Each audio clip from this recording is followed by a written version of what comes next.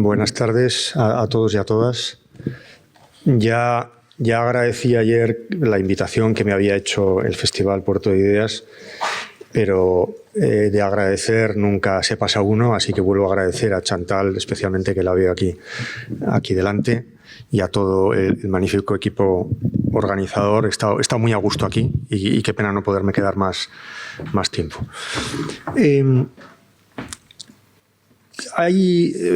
Esta charla me da la oportunidad de presentar mi último libro, Política para perplejos, que de alguna manera es una continuación del que escribí hace unos años, que se titulaba La política en tiempos de indignación.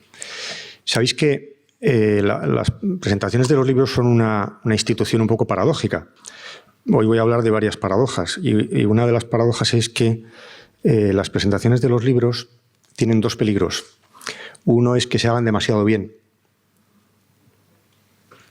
Y entonces, si se hacen demasiado bien, ya nadie compra el libro, ¿no? Si hago un buen resumen, ya ¿para qué vamos a comprar el libro? Y la otra es que se haga demasiado mal, en cuyo caso tampoco nadie va a comprar el libro. Con lo cual, las presentaciones de los libros hay que hacerlas de una manera regular. Esto es lo que voy a tratar de hacer. No voy a tratar de hacer ni una buena presentación del libro ni una mala, sino una cosa intermedia, ¿no? Seguramente nuestros padres o nuestros abuelos estaban sometidos a muchos peligros reales, de hambre, de que les cayera un rayo, de desprotección de todo tipo, de migración, pero no tenían esto que tenemos hoy nosotros, que tenemos menos peligros, pero tenemos un grado de perplejidad, de incertidumbre en relación con el futuro personal y el futuro colectivo, que es más de lo que voy a hablar hoy aquí, muchísimo más grande que ellos, ¿no? Disfrutamos de muchas ventajas y tenemos este pequeño o gran inconveniente, ¿no? Y este libro lo escribí en un momento en que me pareció que después de haber escrito sobre la indignación había habido un cambio bastante considerable de paradigma, de paisaje cultural, político y social. ¿Por qué? Porque en la época de apoteosis de la indignación en torno a la crisis económica y a toda la crisis que acompañó en muchos países del mundo a esta crisis, las cosas estaban bastante claras. Creo que estaréis de acuerdo conmigo, ¿no? Sabíamos lo que estaba bien hecho, lo que estaba mal hecho, sabíamos quiénes eran los culpables y quiénes éramos los inocentes, sabíamos lo que había que hacer y lo que había que omitir, con lo que había que acabar. Incluso en muchos países designamos a nuevos agentes políticos e inventaron nuevos partidos, nuevos movimientos encargados de llevar a cabo esas transformaciones. Unos pocos años después, nuestra desilusión ha crecido. Tampoco sabemos muy bien de qué nuevos instrumentos podemos disponer para hacer qué tipo de cosas. Bueno, y esto es de lo que voy a hablar ahora, ¿no? Recordaréis el año 2016, que fue el año principal en el que yo trabajé en estas tesis, fue un año de sorpresas políticas enormes. Fue el año del Brexit, fue el año de Trump. A otra menor escala también hubo grandes sorpresas, ¿no? Parecía que lo improbable podía ocurrir en cualquier momento, ¿no? Ya uno no se podía fiar de nada, ¿no? Todas las previsiones fallaron, los estadísticos se fueron al paro, los gurús políticos quedaron completamente desacreditados. Hasta el punto de que desde entonces nos estamos preguntando continuamente cuál es la nueva sorpresa que nos depara la gente, el electorado. ¿Con qué sorpresa? Bueno, recientemente hemos tenido las elecciones en Brasil, el año que viene son elecciones europeas y probablemente haya un grupo potente también anti-europeo y de extrema derecha. Es decir, ¿cuál es la próxima sorpresa que nos está preparando la gente en un sistema en el que nuestros mecanismos de proyección, de cálculo de los comportamientos de la gente y de los grupos sociales están fallando estrepitosamente? Bueno, ¿qué hacemos ante esto? Yo, en primer lugar, diría, bueno, no nos fiemos demasiado de los pronósticos. Quizá hemos confiado muy ciegamente de los pronósticos y especialmente en el ámbito de las ciencias sociales, la gente que nos dedicamos a las ciencias sociales o, como es mi caso, la filosofía política, pero que tenemos un cierto apoyo en las ciencias sociales y en estudios empíricos, probablemente ha habido mucha arrogancia en cuanto a los procedimientos de anticipación del futuro. En segundo lugar, un detalle que no deja de tener importancia a mi juicio Y es que uno tiende, cuando hace cálculos acerca de lo que va a pasar en el futuro, uno tiende a minusvalorar aquello que aborrece. Si uno aborrece a cierto personaje político, a cierto grupo, a cierta ideología, tiende a pensar de una manera como un prejuicio que aquello no tiene ningún futuro, que aquello no va a ocurrir, que no va a suceder, que no va a conseguir el poder, ¿no? Yo creo que es otro tipo de reserva también que tenemos que tener en nuestros procedimientos de anticipación de lo que va a suceder, ¿no? Y algo que me parece cada día más evidente: necesitamos nuevos conceptos para entender la sociedad. Tenemos unos conceptos muy anticuados o muy manoseados. El concepto de derecha-izquierda, de clase social, el término establishment. ¿Qué significa el término establishment? Cuando recuerdo las elecciones que ganó Macron en Francia, había 6 candidatos a la presidencia. Todos llevaban muchos años en política y todos se presentaban a sí mismos como contrarios al establishment. O un personaje como Donald Trump, que venía de la élite económica de Nueva York, se presenta como una persona popular, ¿no? ¿Qué significa eso? O la palabra populismo, que es una palabra chicle que lo utilizamos para designar aquello que no nos gusta. Los populistas son los otros, como aquello de Sartre, del infierno son los otros, pero en estos momentos podemos decir los populistas son todos menos yo. ¿De qué sirve eso? O sea, ¿ese concepto nos sirve para aclararnos, para entender lo que está pasando? Yo creo que no. Hay una perplejidad que, si hubiera que hacer un mapa, una descripción, yo diría que es una perplejidad que tiene 3 campos. Un campo teórico, un campo práctico, hay una perplejidad de la inteligencia, hay una perplejidad de la voluntad y hay una perplejidad de las emociones. En el aspecto teórico hay una dificultad de saber qué es lo real, cuál es la verdad en el mundo de la política, hasta el punto de que nos hemos sumergido en una polémica sobre las fake news. Tenemos un presidente de los Estados Unidos que desprecia la verdad, aparte de despreciarnos a muchos de los seres humanos, a casi todos los seres humanos que no somos él, aparte de eso desprecia la realidad como tal, ¿no? Aquí hay un largo debate que no voy a entrar, pero mentirosos ha habido siempre a lo largo de la historia de la humanidad, y en la política mucho más, y en el mundo de la política. Pero yo creo que nunca había sido tan fácil, tan barata la mentira y tan arma de destrucción masiva como en estos momentos. Hay un poco de exageración en este tema, si queréis luego en el debate podemos entrar, pero de entrada podemos constatarlo así, ¿no? ¿Qué pasa cuando no se sabe qué son los hechos? Por cierto, hecho es una categoría también polémica, porque estamos discutiendo acerca de la realidad. La realidad no es algo incontrovertible, indubitable, sino que es algo que también tiene cierto margen de interpretación. Pero ¿qué pasa cuando hay una ofensiva hacia los hechos y cuando buena parte del periodismo se dedica a hacer fact-checking, a chequear si efectivamente lo que han dicho, si la toma de posesión de Trump hubo menos gente o más gente que en la toma de posesión de Obama, por ejemplo, ¿no? Bueno, yo creo que es una tarea periodística importantísima, pero no es la única ni la más importante, ¿no? Bueno, pero ¿qué pasa cuando los hechos son así débiles? Pues pasa que las conspiraciones son irresistibles. Y en estos momentos, en el que hay tanta necesidad de narrativa, de ofrecer una narración coherente, articulada sobre lo que está pasando, quien llega ofreciendo un relato pues muy soñador que sea, tiene todas las de ganar. Y ahí, no solamente, por volver al ejemplo de Trump, no solamente Trump mintió con hechos, sino que también mintió con relatos y con historias. Y también resulta muy atractivo que en un mundo tan confuso como este, si llega alguien que ordena las cosas, descubre un culpable y desvela una conspiración, lo compremos inmediatamente. Y por eso muchos resultados electorales nos resultan tan sorprendentes y no deberían sorprendernos tanto, precisamente porque hay una fascinante atracción que ejercen las conspiraciones.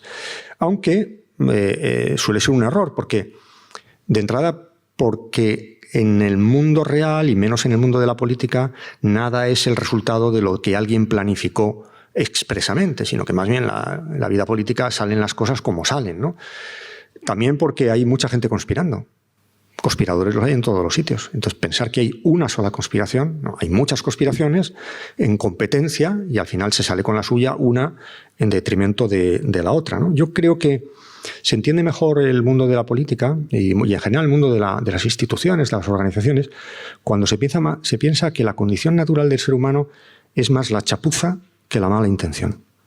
Generalmente nos salen las cosas mal, más por imprevisión, chapuza, mala organización, que por un deseo deliberado, consciente de hacer las cosas mal, como si eso fuera tan fácil, ¿no?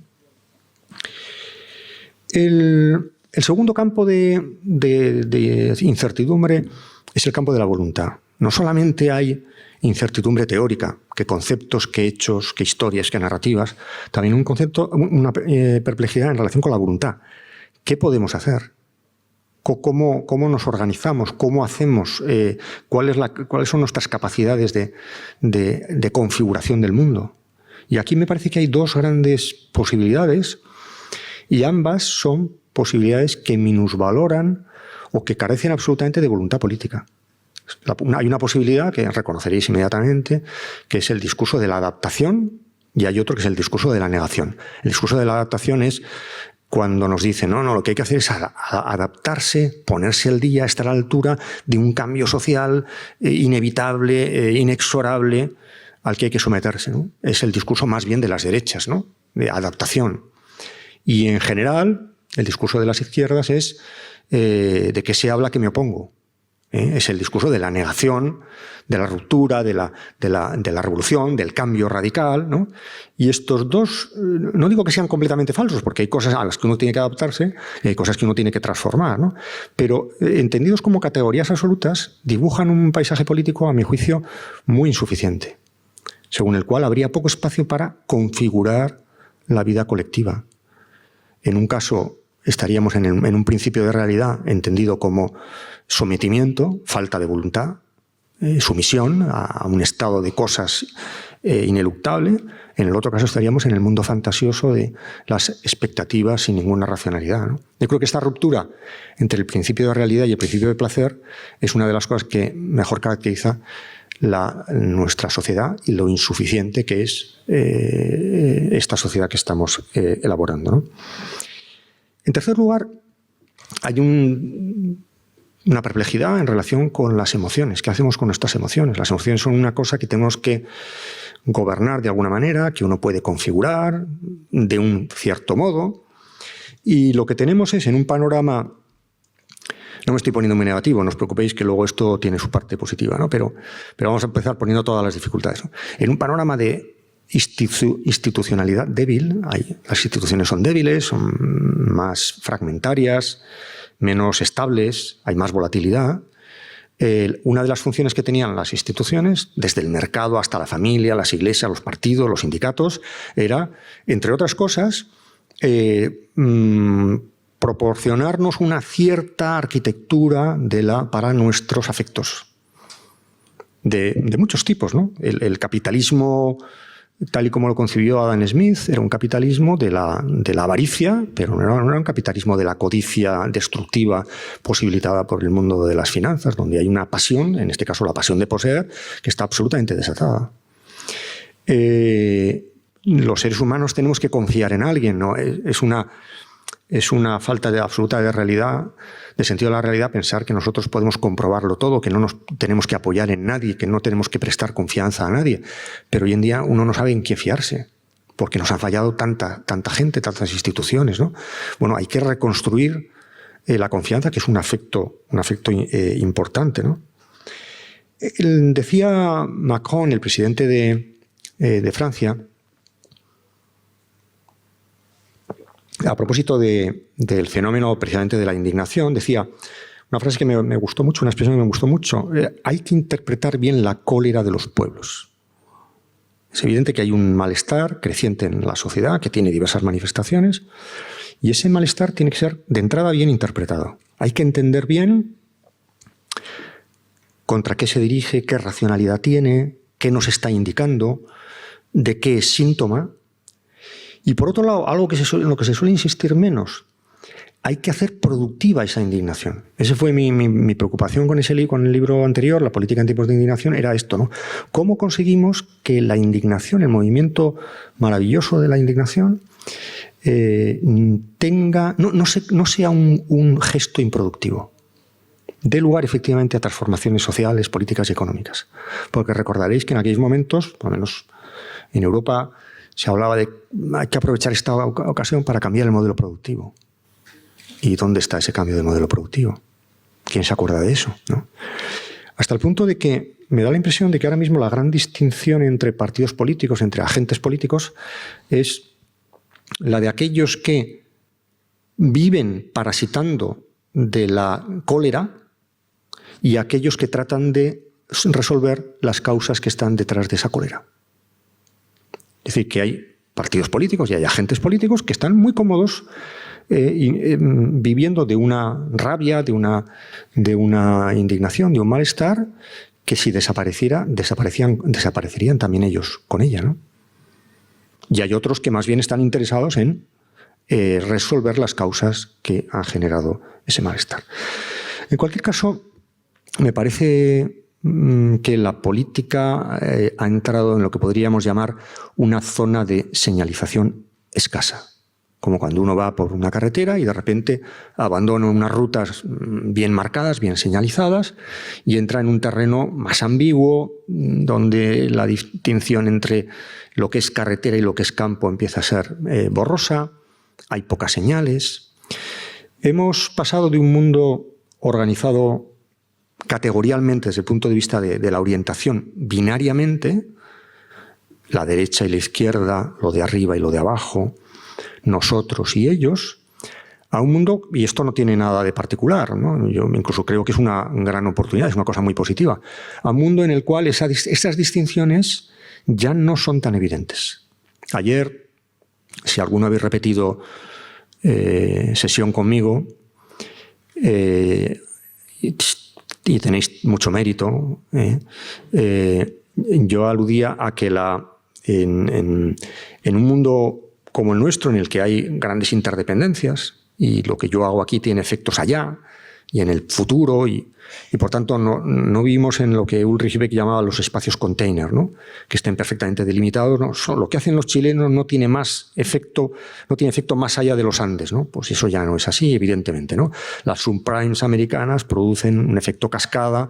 Estamos en sociedades contagiosas, epidémicas, donde todo se propaga, y en estos hay un conflicto en un lugar del mundo y eso termina afectándonos a todos. Nosotros en Europa estamos viendo muy claramente el efecto de la inestabilidad del norte de África.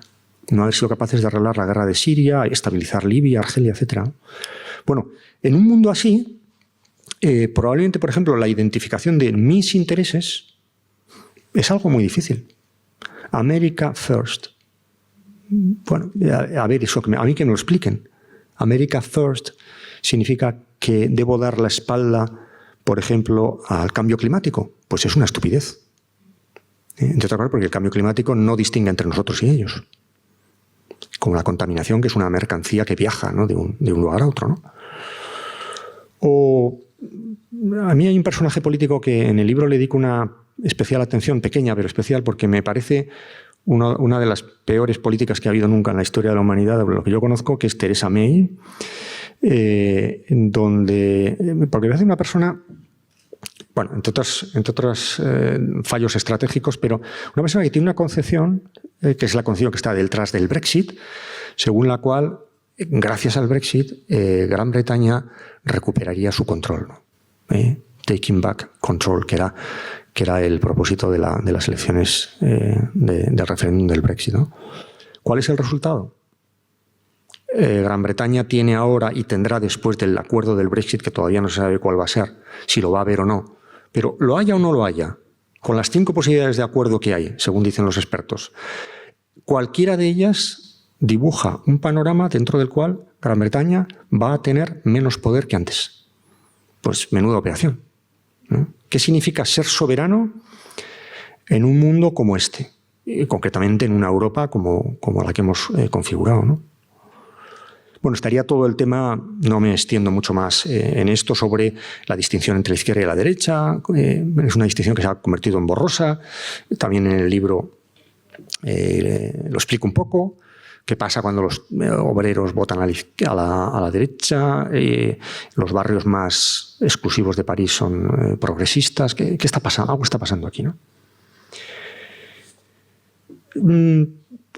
¿Cuál sería el gran objetivo entonces que tenemos? O sea, ¿cómo organizar todo esto? ¿Cómo salir de esta perplejidad teórica, práctica y de las emociones? ¿Qué hay que hacer? Voy a hacer 3 propuestas. Van a sonar un poco teóricas, ya lo siento, yo soy filósofo, nadie es perfecto. Es para lo que estoy acostumbrado y lo que he aprendido más o menos a hacer. Que tiene que ver con un gran asunto que es: tenemos que configurar sistemas inteligentes. Tenemos que hacer que la política, es decir, la organización de la convivencia, desde nuestras normas procesales, nuestro derecho constitucional, nuestra cultura política, sea un sistema inteligente. Es decir, sea un sistema en el cual colectivamente seamos más inteligentes de lo que lo somos individualmente. Porque hemos organizado las cosas de tal manera que la propia organización nos hace mejores, cuando podríamos hacerlo exactamente al revés. Y hay veces que unos se organizan tan mal que son más estúpidos de lo que ya lo son individualmente, ¿no? Pues de eso se trataría, ¿no? De evitar esto, ¿no? Vamos a hacer un sistema en virtud del cual, por las reglas, la cultura, los protocolos, seamos mejores, más inteligentes de lo que ya lo somos. Y en este campo yo diría 3 cosas. Primero, la política tiene que ser un ámbito de innovación. La política se ha convertido en una cosa muy vieja. Todos los subsistemas sociales, la economía, la cultura, iba a decir los medios de comunicación, pero tampoco mucho, más o menos han tenido que espabilar ante las crisis, ante estos procesos de desintermediación, buscar otros modelos de negocio, otras formas de expresividad. Y la política parecía que gozaba del privilegio de que era inamovible y de que no había alternativa y de que eso no se podía cambiar, ¿no? Y hoy en día hay un gran contraste entre la vitalidad de innovación que hay en determinados ámbitos de la cultura y el estancamiento de la política. Y esto tiene que ver no solo con problemas de ineficiencia, que eso sería lo menos grave, sino con problemas de definición. Es decir, no se trata solo de que no estemos dando bien solución a los problemas que teníamos, sino, lo que es más grave, que probablemente no estamos acertando en la identificación de los problemas que tenemos. Y cuando hay que cambiar de problema, es mucho más difícil que cuando hay que cambiar de solución. Cambiar de solución es relativamente sencillo. Mantenemos el problema, modificamos la solución. Pero, ¿estamos acertando con el problema? Seguramente no. Seguramente pensamos que lo que hay que hacer es, por ejemplo, una reforma administrativa, cuando lo que hay que hacer es pensar la política de otra manera. Pensamos que estamos en un ámbito internacional, cuando a lo mejor resulta que lo que estamos ya es un ámbito transnacional, global, etc., ¿no? Segunda sugerencia.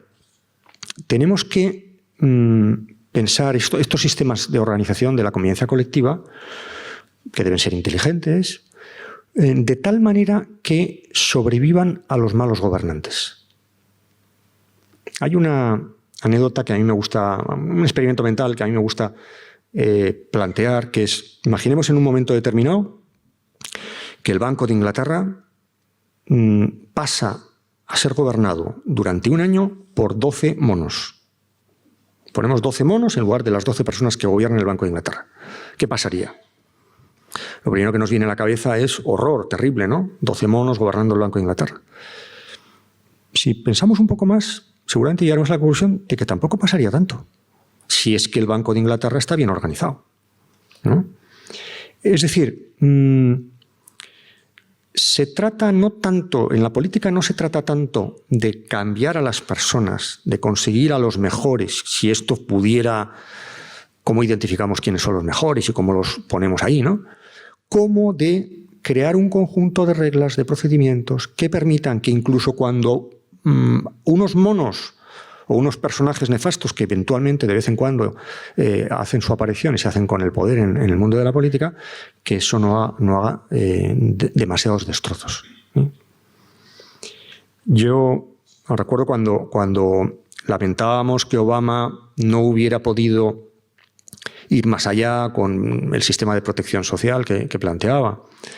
Y me acordaba ahora, al ver a un Trump en dificultad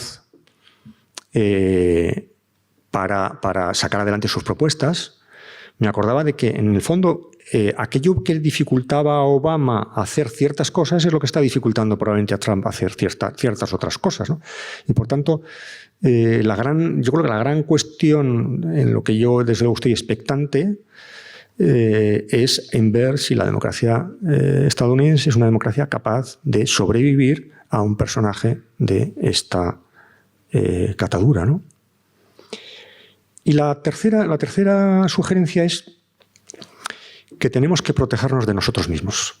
Tenemos que diseñar sistemas que nos ayuden a protegernos de nosotros mismos. Pongo un ejemplo.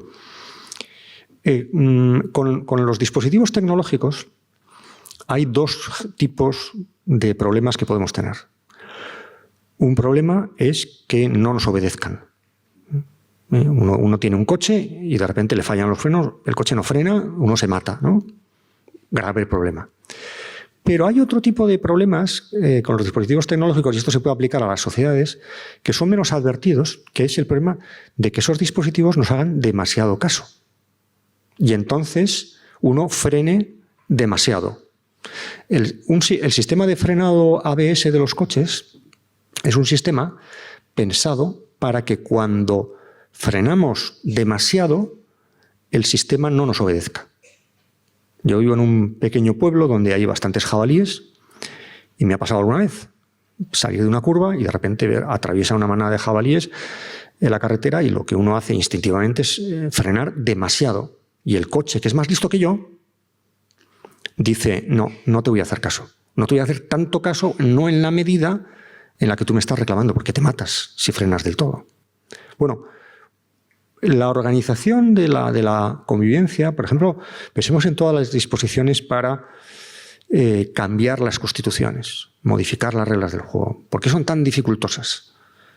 Y a veces tan detallistas. Pues precisamente porque hemos entendido como sociedad, a veces exageradamente, a veces no, que el cambio de las reglas del juego tiene que estar sometido también a su vez a un cierto orden y tiene que ser dificultado, porque no se trata de cambiar una política, sino que se trata de cambiar precisamente eso, unas reglas del juego. Y paso ya al último punto, antes de abrir un pequeño diálogo con vosotros, que es hablar un poco del futuro. Espero que la presentación de este libro de momento vaya a buen nivel, que esté en un nivel regular, que no haya dicho demasiado ni demasiado poco, ni hecho innecesaria su lectura, ni haber espantado al que inicialmente parecía interesado en hacerse con él. Bueno, ¿y qué nos espera? ¿Qué podemos esperar? ¿Qué es eso del futuro? Políticamente, colectivamente hablando. Bueno, de entrada, lo primero que me gustaría advertir es que esta es una cuestión muy importante. En sociedades como las nuestras, sociedades tan aceleradas, tan dinámicas, no tenemos más remedio que adelantarnos, que anticipar el porvenir. Tenemos que perfeccionar nuestros mecanismos de indagación sobre lo que el futuro, sobre lo que va a ocurrir en el futuro. Sabiendo además que esa indagación no es una indagación profética, no se trata de consultar a un ufólogo, a un vidente que nos diga lo que va a ocurrir sin nuestra voluntad, sino algo mucho más complicado, que es qué escenarios estamos condicionando con nuestra propia acción. Por tanto, no se trata simplemente de adivinar el futuro, sino también de configurarlo, ¿no? Por tanto, en una sociedad como las nuestras, que son sociedades de gran aceleración, adelantarse, anticipar el futuro es algo tan necesario como imposible. Y en esa paradoja estamos, ¿no? Y creo que uno de los principales problemas estructurales de las democracias contemporáneas es que están volcadas en una agitación sobre las cuestiones más inmediatas y tienen muy poca previsión del futuro a largo plazo. Que tenemos nuestros representantes políticos y nosotros como votantes, como sencillos ciudadanos y ciudadanas, tenemos muy pocos incentivos para pensar más allá de las elecciones. Y pensar, por ejemplo, en las siguientes generaciones, en los derechos de las siguientes generaciones. ¿Qué político pondría en peligro su reelección introduciendo en la agenda política un tema que no le da ninguna rentabilidad en las elecciones del año que viene. No porque el político sea malvado, especialmente malvado. También podríamos decir, ¿y qué votante introduce en la urna el bienestar de las generaciones futuras? Cuando a lo mejor lo que más le apremia es la pensión inmediata, ¿no? Desconociendo que a veces eso puede poner en peligro la sostenibilidad del sistema de bienestar, etcétera, ¿no? ¿Podemos cambiar el mundo? ¿Podemos cambiar el mundo? ¿En qué medida, hasta qué punto lo podemos cambiar? Yo creo que aquí hay otra gran paradoja, y es la paradoja de que podemos cambiar, y estamos cambiando muy poco, al mismo tiempo que todo cambia. Todo está cambiando a una gran velocidad, pero casi ninguno de esos cambios ocurre dirigido, acompasado, equilibrado por un sistema político que tuviera la iniciativa. Nuestros sistemas políticos son sistemas en los que no se produce ni se equilibran esos cambios sociales. En el mejor de los casos, nuestros sistemas políticos son sistemas que se dedican a reparar los cambios, los efectos que esos cambios acelerados han tenido consecuencia en nuestras sociedades. La política es más bien reparadora que configuradora. Va a remolque más que anticipadamente, y eso es un grave problema que tenemos. Seguramente que todos vosotros tendréis la experiencia de qué difícil es cambiar ciertas cosas en nuestra vida personal, ¿no? Uno quiere adelgazar y no hay manera. Uno quiere dejar de fumar y no hay manera. Uno quiere aprender alemán y se le resiste, ¿no? Y va uno haciendo esos esfuerzos, ¿no? Una pareja que continuamente acaba en las mismas discusiones, ¿no? Absurdas y ridículas, intenta abandonar eso, pero no puede porque se siente atraída por ese pequeño microconflicto familiar. Bueno, pues esto nos pasa también en las sociedades, con mucha más razón. Yo creo que son sociedades también que saben que tienen que adelgazar, que saben que tienen que aprender alemán, que saben que tienen que abandonar ciertas disputas estériles y entrar en los temas de fondo, pero de alguna manera están distraídas en la gestión de esas cosas cotidianas, inmediatas, presentes, sin entrar en las grandes transformaciones colectivas que tenemos que hacer. Y muchas veces cuando uno... Lo primero que a uno le evoca la palabra cambio es la realidad de la agitación. Sabemos cómo agitarnos personal y colectivamente, pero no sabemos cómo cambiar las cosas. Dicho sea de paso, yo tengo un indicador de vagos, ¿sabéis? Un detector de vagos. Sí, que os digo, no tengo ningún copyright ni nada, y si a alguien le interesa para su organización, saber quién es el más vago de su partido político, de su periódico, de su familia, menos de la organización del Festival de Puerto de Ideas, donde todos habéis sido muy eficientes. Y creo que para casi todas las instituciones vale este indicador, que es, fíjate en la persona más agitada. Ese es el más vago. Muchas veces nos pasa eso, también a nivel colectivo, ¿no? No podemos cambiar las cosas, no sabemos cómo cambiar las cosas, estamos perplejos respecto a qué es lo que habría que hacer. Consecuencia, nos agitamos muchísimo. Y yo creo que la sociedad, y especialmente el sistema político, divisado un poco desde fuera, al menos que es como yo trato de hacerlo yo desde la filosofía política, da esa impresión. Gente muy agitada, gente que trabaja 24 horas de 24, que se mueven de un lado para otro y que no mueven casi nada, o mucho menos de lo que deberían mover, ¿no? Yo tengo dos pequeñas propuestas, dos modestas propuestas para revertir esta situación. No son la solución, pero creo que son un cierto camino hacia la solución. En primer lugar, tenemos que interpretar bien la realidad. En estos momentos yo creo que lo más revolucionario, lo más transformador, es una buena teoría.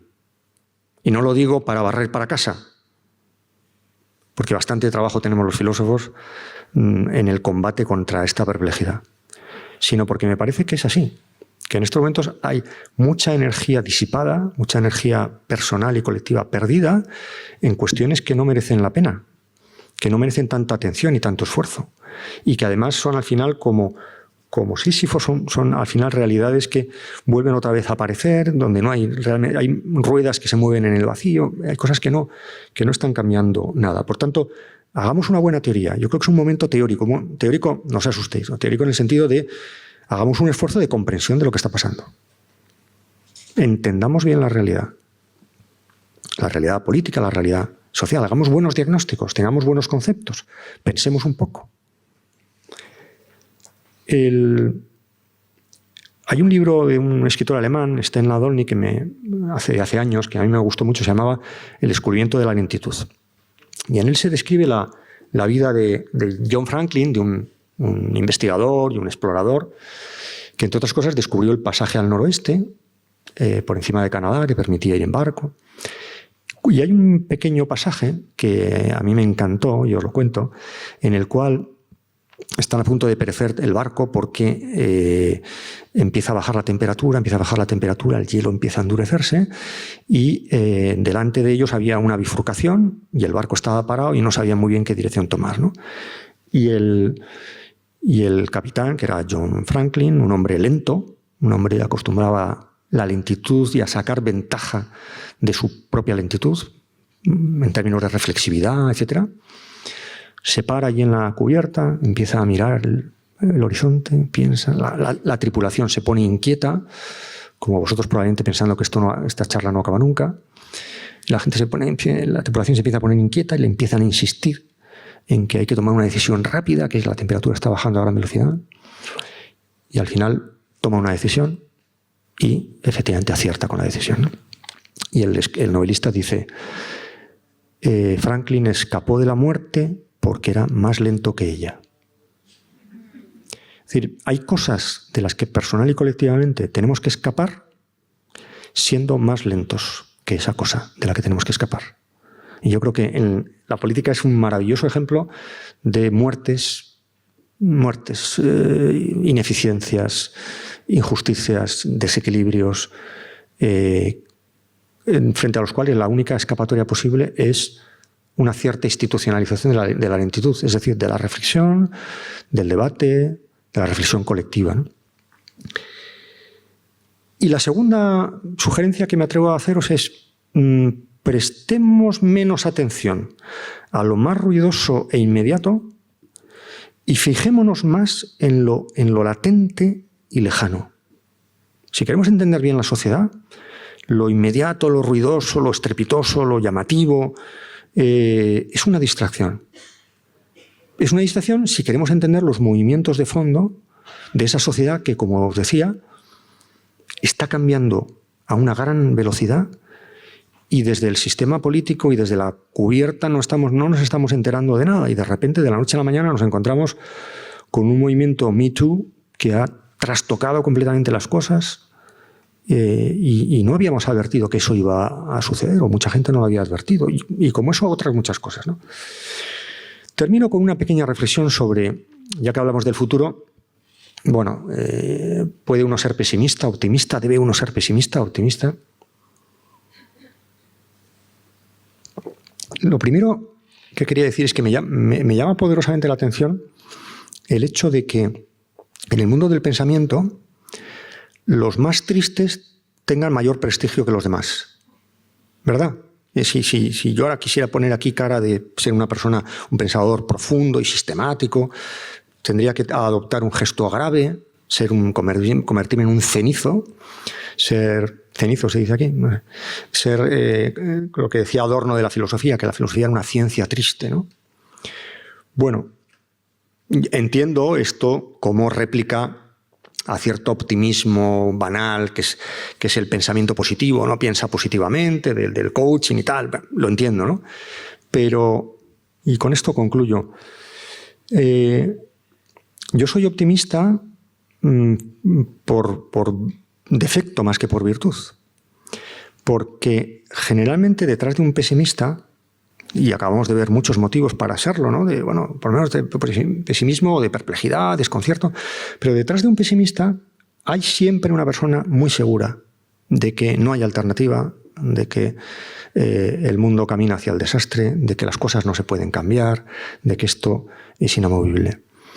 Y Detrás de un optimista suele haber más bien una persona un poco escéptica que dice, bueno, pues sí, las cosas no están muy bien, pero no hay nada que me permita asegurar que esto no pueda ser de otra manera. Pues muchísimas gracias.